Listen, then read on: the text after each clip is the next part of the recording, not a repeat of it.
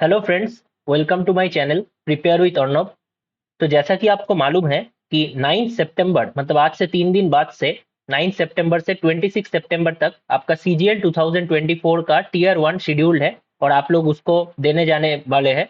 तो आज उसके ऊपर चर्चा करेंगे कि कितना स्कोर करने पे या कितना स्कोर ठीक ठाक आपको करने से आपका टीयर 1 क्लियर हो सकता है, इसके ऊपर चर्चा करेंगे। लेकिन मेनली चर्चा करेंगे कि कुछ इंपॉर्टेंट टिप्स के बारे में, कुछ इंपॉर्टेंट टिप्स और कुछ इंपॉर्टेंट एडवाइस मेरे ओर से आप सभी के लिए रहेगा। तो प्लीज वीडियो को एकदम एंड तक देखिए। बहुत सारे छोटा बड़ा कुछ मैं टिप्स पॉइंट्स आपको बोलूंगा जो आपको फॉलो करने से बहुत ही आपको फायदा मिलेगा।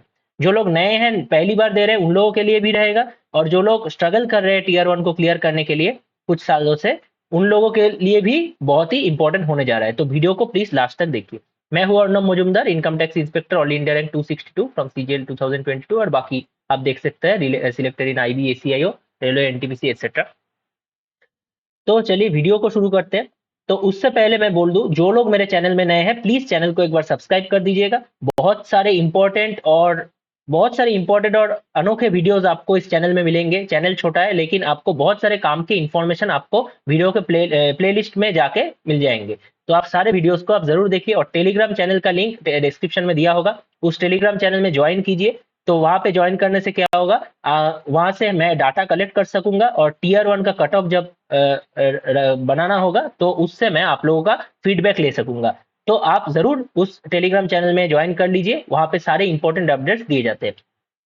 और वैसे तो मैं मुझे ये वीडियो थोड़ा जल्दी लाना चाहिए था, लेकिन मैं एक्चुअली मेरा इनकम टैक्स का ट्रेनिंग चल रहा है। आपको शायद ही मालूम होगा कि 3 मंथ्स का इंस्पेक्टर लोगों का ट्रेनिंग होता है, बहुत ही बढ़िया हो रहा है। तो उसके ऊपर भी मैं भी वीडियो रील्स ये सब बनाऊंगा, और आपको आप लोग मेरे यूट्यूब चैनल में मैं उसको शेयर करूंगा, तो आपको पता चलेगा कि इनकम टैक्स इंस्पेक्टर का 3 मंथ्स का ट्रेनिंग कैसा चलता है, कैसा रहता है। बहुत ही मजा हो रहा है।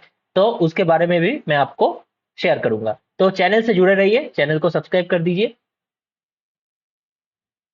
तो पहले आता है लास्ट फ्यू डे स्ट्रेटेजी। देखिए, पहले तो आपको याद रखना है, आप बहुत सारे मॉक दे चुके हैं, लेकिन एग्जाम से 5-6 दिन पहले आप कोई मॉक मत दीजिए। एग्जाम से 5-6, जब आपका एग्जाम है उससे 5-6 दिन पहले आप मॉक देना छोड़ दीजिए। वो 5-6 दिन एग्जाम के पहले कोई भी मॉक मत दीजिए। उससे पहले, जब अगर आपके पास टाइम है, अभी जिन लोगों का एग्जाम 20th के बाद है, आप मॉक दे सकेंगे। देना चाहिए। आपका एग्जाम जब है, जिस टाइम में, अगर सुबह 9 बजे से आपका एग्जाम है, आपको मॉक टेस्ट 9 बजे, सुबह 9 बजे उठ के ही देना पड़ेगा।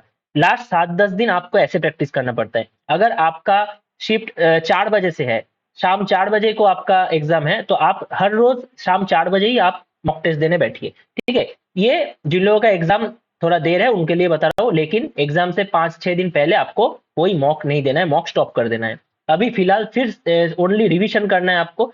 रिवीजन की करते रहिए। लास्ट 5-6 दिन में, 3-4 दिन में सिर्फ रिवीजन कीजिए। करंट अफेयर्स का रिवीजन कीजिए, मैथ्स का जितना फॉर्मूला है वो रिवीजन कीजिए, इंग्लिश का ग्रामर रूल्स जो भी है वो रिवीजन कर लीजिए। ये सब बहुत ही इंपॉर्टेंट रहेगा। और बाकी कुछ, आप कोई नया स्टडी टॉपिक, कोई भी नया टॉपिक आप स्टडी मत कीजिए, कोई भी एक्स्ट्रा बर्डन मत लीजिए। कोई नया टॉपिक, कोई नया चीज आप पढ़ने मत जाइए। ठीक है। जो पढ़े हुए हैं उसको ही रिवीजन करिए, कीजिए। और जो एक आध चीज मैं देख रहा हूँ, कुछ कुछ नया नया चीज आ रहा है, अगर आपने प्रीवियस ईयर या लास्ट सीएचएसएल 2024 जो इस साल हुआ, सीएचएसएल का पेपर देखेंगे तो कोऑर्डिनेट जियोमेट्री से थोड़ा क्वेश्चन ज्यादा बन रहे हैं। ठीक है। कोऑर्डिनेट जियोमेट्री, स्ट्रेट लाइन का इक्वेशन देके, वो सब कुछ टॉपिक्स आप अभी देख सकते हैं जिन लोगों का हुआ नहीं। तो एक आध टॉपिक जो एकदम रिसेंट सीएचएसएल एग्जाम में आया है, अगर आपका हुआ नहीं है, वो आप करके देख के जा सकते हैं। ठीक है। बहुत ही लिमिटेड, वो ज्यादा नहीं। ठीक है। उसके बाद exam day do's and don'ts. Exam day के दिन आपको, एग्जाम डे या उसके पहले दिन क्या आपको करना चाहिए, क्या नहीं करना चाहिए। पहले तो देखिए, एग्जाम डे, एक एग्जाम के 1-2 दिन पहले से आपको एकदम लाइट खाना चाहिए। कोई ज्यादा कुछ रिच खाना नहीं खाना चाहिए। एकदम लाइट खाना खाइए, और थोड़ा जल्दी सो जाइए। एग्जाम डे के पहले जो दिन है, मतलब लास्ट नाइट बिफोर एग्जाम, उसमें आप जल्दी 10-11 बजे, 10-11 बजे के अंदर सो जाइए, और एकदम आराम से सो जाइए। कुछ रात को पढ़ने की जरूरत नहीं। रात जाग के अगर आप पढ़ेंगे एग्जाम के पहले दिन, एग्जाम के मतलब पिछला दिन, तो आपके ऊपर अननेसेसरी स्ट्रेस आ जाएगा, और वो आपका नेक्स्ट डे एग्जाम में इफेक्ट कर सकता है। ठीक है। उसके बाद टाइम के पहले आप पहुंच जाइए एग्जाम सेंटर जहां भी हो। आप गेट क्लोजिंग टाइम के आधा घंटा पहले, गेट क्लोजिंग टाइम अगर आपका 8:30 है तो आप 8 बजे से पहले 7:45 में आप एंट्री करने की कोशिश कीजिए। तो आपके ऊपर कोई बर्डन नहीं रहेगा, आप कोई मतलब हरी में नहीं रहेंगे, आप टेंशन में नहीं रहेंगे कि मेरा एग्जाम सेंटर में लेट हो जाएगा घुसने में, ये सब नहीं होगा। ठीक है, तो ये सब भी आपको पैनिक कर देता है, आपका कंसंट्रेशन बिगाड़ देता है। तो आप बहुत ही पहले 30 मिनट्स पहले आप गेट क्लोजिंग के आप एंट्री ले लीजिए। कोई भी एक्स्ट्रा मतलब पैनिक मत कीजिए, कोई भी टेंशन मत लीजिए, क्योंकि जो लोग एग्जाम देने जाएंगे आपके सामने, आपके पीछे जो लंबा लाइन रहेगा, सभी आपके जैसे ही है। ठीक है, सभी स्ट्रगल कर रहे हैं, किसी का पहला अटेम्प्ट है, किसी का 5th अटेम्प्ट है, ऐसे सारे के सारे कैंडिडेट्स जो युवा है सब स्ट्रगल कर रहे हैं। तो ऐसा कोई बात नहीं कि आप उनमें से अलग हो। तो कोई भी वहां पे कोई भी बहुत समझदार नहीं है, कोई भी बहुत इंटेलिजेंट नहीं है, सब आपके ही जैसा है, आपको ये मान के चलना है। ठीक है, तो आपका तो उतना भीड़ देख के, उतना लाइन देख के, उतना भीड़ देख के आपको घबराना नहीं है। मैं भी जब पहले पहले पहली बार एग्जाम देने जा रहा था तो देखा कि बहुत सारे लोग हैं, बहुत सारे मेरे से बड़े हैं, मैं तब छोटा था, तो मेरे से बड़े ही ज्यादा थे।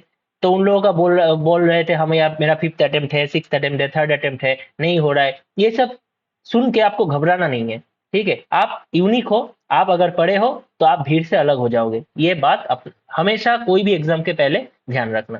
ठीक है, उसके बाद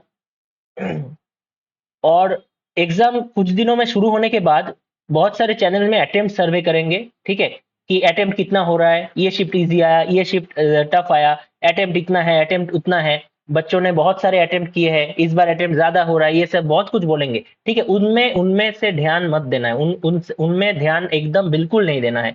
आप मॉक टेस्ट में जैसा परफॉर्म किया, आपको पता है आपका कैपेबिलिटी कितना है, आपको मॉक में कितना मिला है, आप जानते हैं। एग्जाम पेपर अगर टफ आएगा तो कट ऑफ कमेगा, अगर एग्जाम एग्जाम इजी हुआ, पेपर इजी हुआ तो कट ऑफ ऊपर जाएगा। ये एकदम सीधी सी बात है, आपको कोई भी साइड वाला बात में ध्यान नहीं देना है, सिर्फ अपना काम करते रहना है।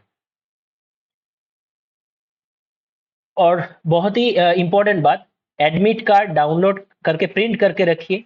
एडमिट कार्ड, आधार कार्ड और जो भी डॉक्यूमेंट्स वगैरह प्रूफ, आइडेंटिटी प्रूफ लगता है उसको, तो उसके कोविड का डिक्लेरेशन शायद अभी लगता भी है, पता नहीं मुझे।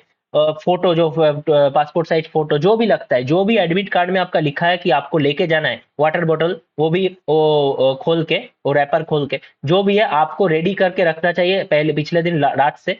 और हमेशा चेक करते हुए जाना चाहिए कि आपने एडमिट लिया, और हाँ, आधार, जो ड्राइविंग लाइसेंस, जो भी आईडी है वो ओरिजिनल में लेके जाना है आपको। ये बात बिल्कुल मत भूलना, ये अगर नहीं हुआ तो आपको एंट्री नहीं देंगे।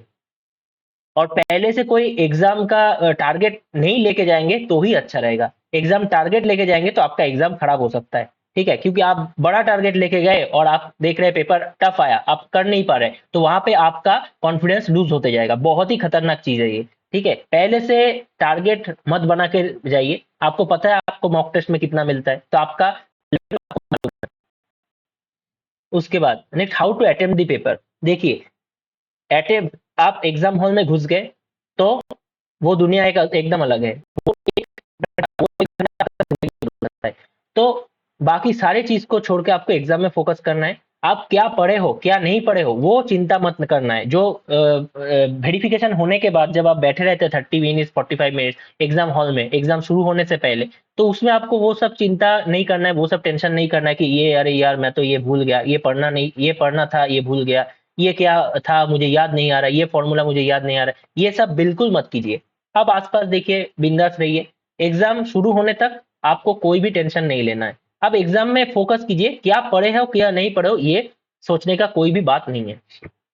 उसके बाद आप एग्जाम में जब अटेम्प्ट करोगे, तो जो लोग नए कैंडिडेट्स हैं उन लोगों को मैं बोलूंगा, जो सब्जेक्ट आपको अच्छा लगता है, जो सब्जेक्ट आप कंफर्टेबल हो, उसको पहले शुरू कीजिए। जो लोग नए कैंडिडेट्स हैं, पहली बार दे रहे हैं, तो मैथ्स, रीजनिंग, इंग्लिश, जो भी हो, जो भी आपका मतलब स्ट्रॉन्ग पॉइंट है, जो भी आपका स्ट्रॉन्ग, जिस सब्जेक्ट में आपका स्ट्रेंथ ज्यादा है, उस सब्जेक्ट को पहले अटेम्प्ट कीजिए। इससे क्या होगा, आपका कॉन्फिडेंस ऊपर जाएगा। कॉन्फिडेंस ऊपर जाएगा तो आपको एक अच्छा सा फील होगा, उस फील से भी आपका टेंशन कम होगा, और टेंशन कम होगा तो आपको डिसीजन मेकिंग में सुविधा होगा। तो इसीलिए मैं बोल रहा हूँ, जो लोग नए हैं वो लोग पहले इजी जो लगता है उसको अटेम्प्ट कीजिए। और जो लोग एक्सपीरियंस्ड है वो अपने तरीके से कर सकते हैं। जैसे मैं कैसा करता था, मेरा मैथ स्ट्रांग है, ठीक है, तो मैथ्स को मैं लास्ट में रखता था। ये कुछ मतलब फर्स्ट अटेम्प्ट के बाद शायद, ठीक है, फर्स्ट अटेम्प्ट ऐसा नहीं था, फर्स्ट अटेम्प्ट में मेरा ये जो जो इजी लगता था वही मैंने पहले किया। उसके बाद थोड़ा एक्सपीरियंस होने के बाद मैं मैथ्स को लास्ट में रखता था, क्योंकि मैथ्स अगर टफ भी आया तो मैं कम समय में उसको कर लूंगा। तो मैं शुरू रीजनिंग में करता था, तो रीजनिंग में पहले शुरू करता था, उसके बाद इंग्लिश करता था, उसके बाद जीके। रीजनिंग में देख लेता था कि पेपर कैसा आया है रीजनिंग में, तो रीजनिंग में जल्दी से निपट लेता था जितना हो सके। उसके बाद इंग्लिश जीके कर लेता था, क्योंकि रीजनिंग में थोड़ा कभी कभी मैं अटक जाता था, कुछ कुछ क्वेश्चन आपके पेपर में भी रहेंगे जिसमें आपका टाइम चला जाएगा, तो उसको आपको ध्यान से अटेम्प्ट करना है। तो रीजनिंग करता था, जीके का इंग्लिश करता था, जीके करता था, उसके बाद जितना टाइम बचता था उसमें मैथ मेरा हो जाता था, ठीक है। तो ऐसे करके मैंने प्रैक्टिस किया था। जो भी हो, ये मेरा पर्सनल स्ट्रेटेजी था, आपके लिए काम में आएगा ऐसा कोई बात नहीं है। मेन बात है कि आप रीजनिंग जब करोगे 25 में से 2-3 सवाल ऐसे रहेंगे जो कि टफ रहेगा, जो कि कॉम्प्लिकेटेड रहेगा, जो कि टाइम टेकिंग रहेगा। अगर आप उसको ढूंढ लिए और उसको स्किप करके चले गए तो आपका पेपर जरूर अच्छा होगा। मैथ में भी 25 क्वेश्चन रहेंगे, 25 में से 2-3 क्वेश्चन हार्ड रहेगा, 1-2 क्वेश्चन टाइम कंज्यूमिंग रहेगा। अगर उसको आप स्किप करके बाकी 19-20 क्वेश्चन में आप कर दिए, आप बाकी 19-20 क्वेश्चन में फोकस किया और वो 4-5 क्वेश्चन आप फर्स्ट राउंड में छोड़ के चले गए, तो आपको बहुत बढ़िया मार्क्स मिलेंगे, आपको बहुत बढ़िया कॉन्फिडेंस मिल जाएगा, ठीक है। तो आपको अटेम्प्ट करना है राउंड वाइज। आप पहले राउंड में जो सबसे इजी क्वेश्चंस है वो आप एक बार में निपट लीजिए, ठीक है। उसके बाद दूसरा राउंड में आइए, थोड़ा जो टफ क्वेश्चन है उसको अटेम्प्ट कीजिए, और एकदम लास्ट राउंड में आप आके वो जो जो बहुत ही टफ क्वेश्चन है, जो आपको आता नहीं है या तो जो आप पहली बार करने जा रहे हो कॉन्फिडेंस नहीं, उसको लास्ट में रखिए। तो क्योंकि टफ क्वेश्चन करने में भी आपको 2 मार्क्स मिलेंगे, इजी क्वेश्चन करने में भी आपको 2 मार्क्स ही मिलेंगे। तो आप क्यों ना इजी क्वेश्चन में कर लीजिए। 100 क्वेश्चन में मैं 75 लेता हूँ, जीके को छोड़ के 75 क्वेश्चन है। 75 क्वेश्चन इंग्लिश, रीजनिंग और मैथ में, उस 75 क्वेश्चन में आपको 60 क्वेश्चन, 55 टू 60 क्वेश्चन आपको इजी लेवल के देखने को मिलेंगे, ठीक है, इजी टू मॉडरेट। 5-10 सवाल आपको टफ क्वेश्चन देखने को मिलेंगे। उस 5-10 क्वेश्चन को अगर आप स्किप कर लेते हो तो आपका टाइम बहुत बच जाएगा। उस टाइम में जो आप करके आओगे उसके उससे आपका टीयर 1 क्लियर हो जाएगा, ठीक है। तो टफ क्वेश्चन को आप स्किप करना भी एक आर्ट होता है, तो वो आपको अच्छे से ध्यान रखना है। तो ये हो गया। तो 2-3 राउंड में आपको करना है, आपको याद रखना है। फर्स्ट राउंड में आप सिर्फ इजी क्वेश्चन कर लोगे, जो आपको आता है वो जल्दी जल्दी हो जाएगा, बस आपका टेंशन कम हो जाएगा, क्योंकि आपका मैक्सिमम बहुत सारे क्वेश्चन हो चुका है। तो ये जब आपको मन में आ जाएगा तो आप रिलैक्स हो जाओगे। उसके बाद तो पहले बोल देता हूँ मैं, कोई टारगेट सेट करके मत जाइए, क्योंकि मैं बोल दूंगा, फिर भी मैं बोल दूंगा कितना स्कोर ठीक ठाक रहेगा इस बार के लिए। लेकिन कोई मेरे ख्याल से कोई टारगेट मत लीजिए, क्योंकि अगर टारगेट आप 150 लेके जा रहे हो और पेपर आया टफ, तो शायद 120 में भी आप 120 125 में भी आपका कट ऑफ क्लियर हो सकता है। लेकिन आप टेंशन में आ गए, क्योंकि आपको तो टारगेट 150 करना था, 150 नहीं हो रहा है, तो आप तुक्का मारने जाओगे, टेंशन में गलत आंसर दे दोगे, बी की जगह सी मार दोगे, ऐसे करके आपका स्कोर 120 से 115 हो जाएगा और आप कट ऑफ से बाहर हो जाओगे। तो कोई भी टारगेट सेट नहीं करना है। इजी क्वेश्चन में कट ऑफ ऊपर जाएगा, टफ क्वेश्चन में कट ऑफ नीचे आएगा। जैसा क्वेश्चन आएगा आपका परफॉर्मेंस वैसा रहेगा। आप खुद से अलग से टफ क्वेश्चन में आप ज्यादा मार्क्स नहीं कर सकोगे, ठीक है, इजी क्वेश्चन में, लेकिन इजी क्वेश्चन में आप गड़बड़ कर सकते हो, ठीक है। तो जो जैसा क्वेश्चन आएगा आपका एबिलिटी के हिसाब से आपको आपका मार्क्स आएगा। तो जितना उस टाइम में बैठ के जितना हो सके उतना ही करना, कोई टारगेट सेट नहीं करना है। फिर भी बहुत सारे स्टूडेंट मुझसे जानकारी मांगते हैं कितना स्कोर ठीक रहेगा। देखिए, मुझे लगता है जितना याद आ रहा है 19,000 वैकेंसी है इस बार सीजीएल 2024 में। तो कट ऑफ तो लास्ट टाइम से कम ही रहेगा। तो टीयर 1 क्लियर करने के लिए मैं टारगेट अगर बोल रहा हूँ कि आप 135 से 1 जनरल कैटेगरी के लिए, यूआर कैटेगरी के लिए बोल रहा हूँ, 135 से 140 आप जस्ट टारगेट कीजिए, टारगेट कीजिए स्कोर का मतलब, ये आपका टारगेट रहना चाहिए ठीक ठाक, ठीक है। मतलब ये आप करोगे तो इससे कुछ कम होगा, 120 125 130 कुछ भी हो सकता है, ठीक है, क्योंकि नेगेटिव होगा। तो उससे आपका शायद चल जाएगा, क्योंकि देखिए टफ क्वेश्चन में, डिफिकल्ट क्वेश्चन में शायद आपको 120 मार्क्स में भी आपका कट ऑफ क्लियर हो जाए, और इजी शिफ्ट में आपका शायद 130 से काम ना चले, ठीक है। तो ऐसा हो सकता है। तो अगर आपका ठीक ठाक प्रिपरेशन है, जो लोग पुराने हैं उन लोगों के लिए बोल रहा हूँ, जो लोग नए हैं वो लोग कोई भी टारगेट सेट मत कीजिए। जो लोग नया है, जो लोग पहली बार एग्जाम दे रहे हैं, वो कोई टारगेट सेट मत करके जाइए। आप आराम से एग्जाम दीजिए, जितना हो सके उतना ही कीजिए। लेकिन 130 से 140 अगर आप टारगेट लेके जाओगे और अराउंड आपका 130 135 मार्क्स आ गए, तो मेरे ख्याल से टीयर 1 क्लियर होने में कोई प्रॉब्लम नहीं होगा, प्रोवाइडेड दैट कि क्वेश्चन लास्ट ईयर जैसा ही रहे, क्वेश्चन ज्यादा इजी ना हो जाए, ठीक है। तो ऐसा हुआ तो 130 135 रॉ मार्क्स में आपका कट ऑफ क्लियर हो सकता है, ठीक है। टारगेट 140 लेके चलिए कि 140 अटेम्प्ट करके आना है। जो लोग एक्सपीरियंस्ड है उन लोगों के लिए बोल रहा हूँ, जो लोग पहली बार दे रहे हैं उन लोग कोई भी टारगेट सेट मत कीजिए, क्लियर। उसके बाद तो जो लोग मेरे चैनल में नए हैं, प्लीज चैनल को एक बार सब्सक्राइब कर लीजिएगा और टेलीग्राम चैनल जरूर ज्वाइन कर लीजिए। टेलीग्राम ग्रुप में और डिस्कशन ग्रुप जो है उसमें जरूर ज्वाइन के लिए कर लीजिए। उसमें मैं बात करता हूँ, उससे आप चैट कर सकते हैं मुझसे, और वहां से मैं आपका कट ऑफ के लिए डाटा कलेक्ट कर सकता हूँ, ठीक है। और जो भी रेलवे एनटीपीसी वगैरह एग्जाम है, आईबीएससी का इंटरव्यू जो भी है, वो सब मैं शेयर करते रहता हूँ अपना टेलीग्राम चैनल में। वहाँ पे अपडेट आपको मिलता रहेगा। तो मैं डाटा कलेक्ट करने के लिए और आप लोगों के साथ डिस्कस करने के लिए मेरा ये डिस्कशन ग्रुप है, टेलीग्राम ग्रुप है, आप उसको जरूर ज्वाइन कर लीजिए। और मेरा जो ट्रेनिंग का वीडियो है, मेरा 1 साल का इनकम टैक्स इंस्पेक्टर का एक्सपीरियंस है, वो भी मैं धीरे धीरे वीडियो में लाऊंगा, चैनल में लाऊंगा। तो प्लीज चैनल को सब्सक्राइब कर लीजिए। तो मिलते हैं इसके बाद नेक्स्ट वीडियो में। आंसर की या फर्स्ट डे एग्जाम होने के बाद मैं एक शायद वीडियो बनाऊं या ना बनाऊं, लेकिन आंसर की के बाद तो जरूर वीडियो आएगा, ठीक है। तो मिलते हैं नेक्स्ट वीडियो में। Good bye.